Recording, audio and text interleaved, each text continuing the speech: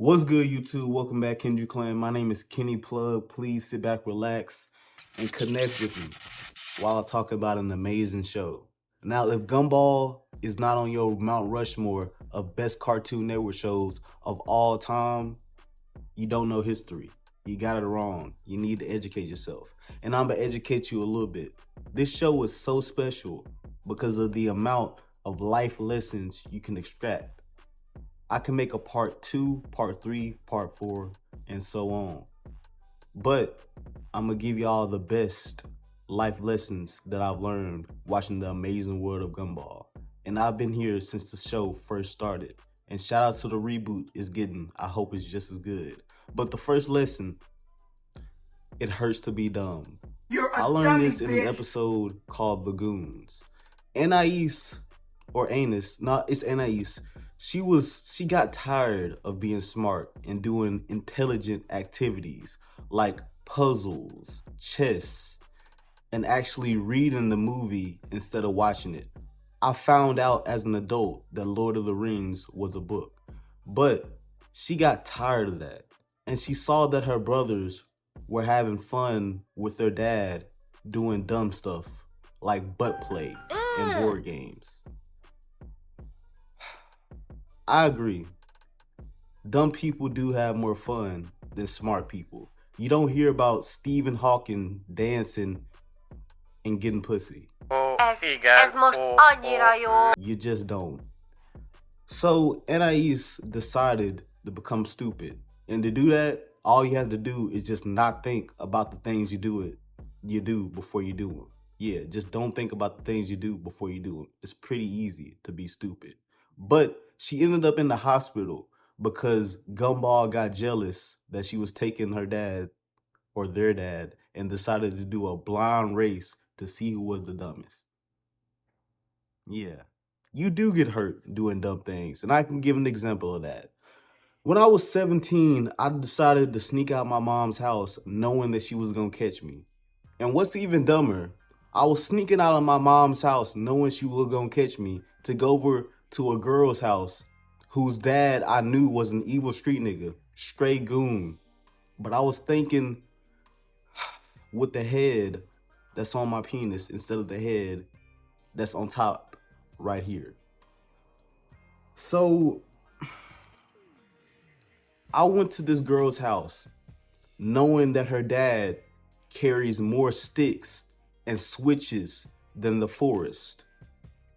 I knew that her dad had more bodies than Pinky XXX, and I still decided to have sex with this demon's daughter. And she was screaming, "Oh Lord, oh Lord." And I was saying, "Shh."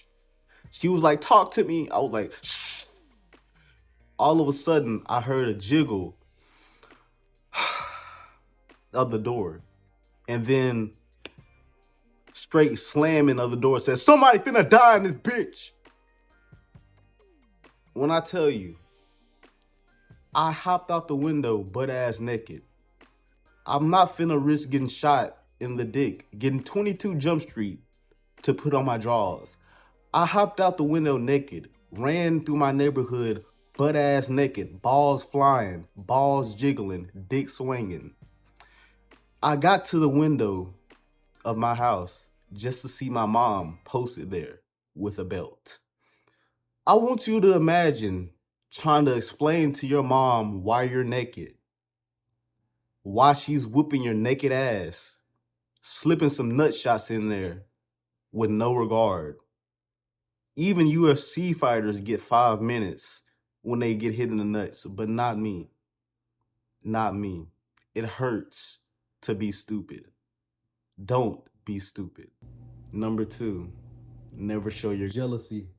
Don't get possessed by jealousy like Gumball did in an episode called The Flower, where he thought Penny, his crush, was getting roots put in her by Lily, a flower, who is obviously gay because he's a flower.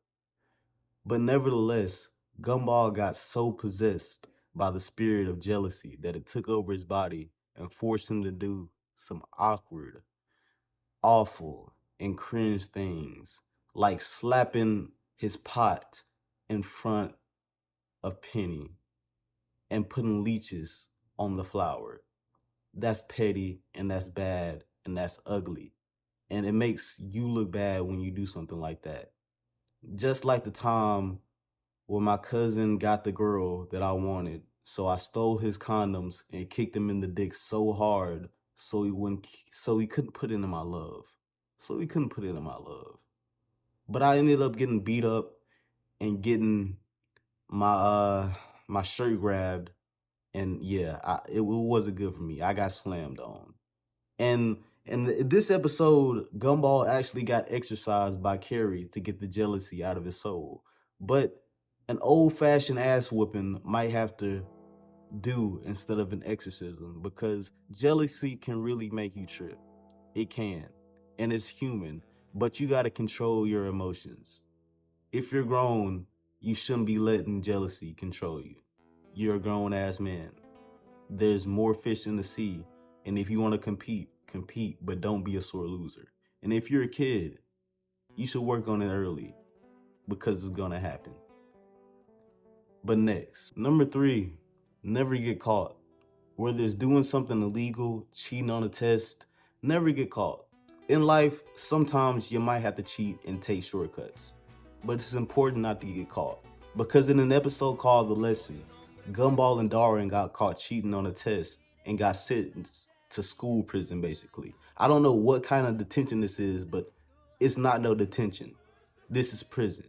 And getting sentenced to prison is failing at life in the ultimate way. There's no women in there, no opportunity. You fighting for your butthole. There's no women in there. It's not a life to be had.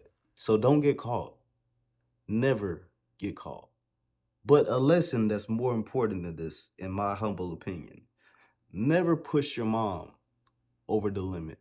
In an episode called The Limit, Gumball, Darwin, Anais, and Richard were getting Nicole mad as hell because they wanted some chocolate. Nicole's fine. I wish she wanted some chocolate. Hear me out. She's thick. She's thick. And I like pussy. But she got mad and they pushed her over the limit because they wanted some chocolate. This happened with my mom when I wanted McDonald's as a kid. I said, Mama, can I get a burger, a McDouble? She says, no, I can make you a burger just as good at the house. Under my breath, I said, no, you can't. It doesn't taste as good as McDonald's. She slapped the shit out of me. It's so crazy how fast her hand went from the steering wheel to my face. She didn't ask, say it louder. No, nah. She heard what she heard and she slapped the shit out of me for it. See, this rule might not apply to the white moms, the Caucasian moms out there, but this rule definitely applies to the black moms, the Hispanic moms, and the moms of Caribbean and foreign and immigrant parents. Definitely learn this rule. Because if you poke your chest out too much at my mom, she will shoot you in the toe. She's threatened it many times, and I believe her. She ain't got to shoot me to make a believer out of me. But next, number 5. You don't need to be friends with everybody. I learned this in the episodes with the hot dog guy. There's 2 episodes of it, but both of them is the same premise. Some people you just not gonna mesh with. Some people, if it's awkward all the time, you reach out to shake their hand and your fingers all flimsy, like you can't just do a full lockup. Some always happening, a finger getting fingered or something. Then maybe you're not meant to be friends with that person if it's too awkward to be friends with them. When I was in high school, a special kid tried to be friends with me because I had on a Pokemon backpack with Pikachu. He said, Pikachu, Pikachu. I was like, yeah, it's Pikachu. But we weren't compatible as friends because I always tried to avoid him. I did. Because I didn't wanna let him down by telling him I didn't want to be friends. Well, one day I was in the bathroom with my friend because we wanted to hit the bathroom before we went to class. The special kid was just so happened to be there with his pants down, all the way down. And when I came in, he was happy to see me. I know because he clenched. He said, "Oh, Pikachu, what's your favorite?" Like he was trying to talk about Pokemon while his penis was out, while his little ditto was out. My friend asked me, "You know him?" I said, "I do not know this nigga." This nigga shut up, turned around, head down in the stall, scratched his ass, didn't wash his hands, and then I couldn't be friends with Bo. No cap. No handicap. What are you doing? You used to hate this song. Not anymore. Number 6, you need a nemesis in life to make it interesting. I learned this in the episode with Rob, the episodes with Rob. You need an E-level villain in your life, like a Jesse and James level villain, like a Boogie level villain in your life. Haters to make it more interesting. One day, this fat pudgy kid who looked like Sheen from Jimmy Neutron said, "You're never gonna make it as a YouTuber. I hope you know that. You're gonna be broke." When I get my first YouTube check, I will find that nigga just to flex in his face and slap his wife with my big money wad. I promise I will do that. And I ain't even gonna lie, I see mostly love in my comments. I love y'all. I do love y'all. And keep showing me love because I love y'all. And until next time, those were the life lessons that I learned from the amazing world of Gumball. Peace.